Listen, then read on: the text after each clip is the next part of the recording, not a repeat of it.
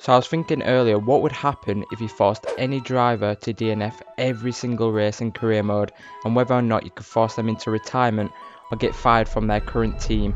So I made it my task in today's video to make that happen. So we'll get straight into it. We're around Bahrain, and it's pretty much my job to crash out of every single race, well, crash into Max Verstappen actually. I think if I get a few more, I'll headbutt someone.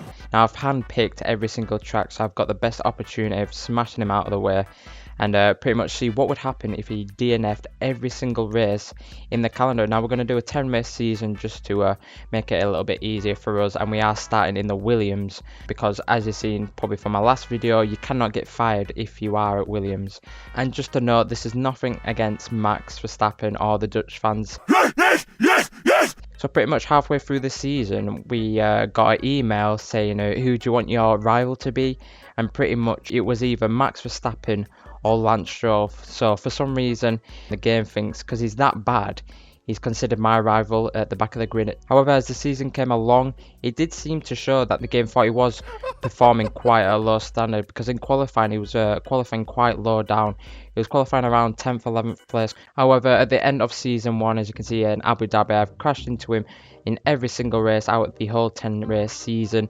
And unfortunately, he did not get fired from Red Bull in season 1. For some reason, it did not work. So we're going to give it another try.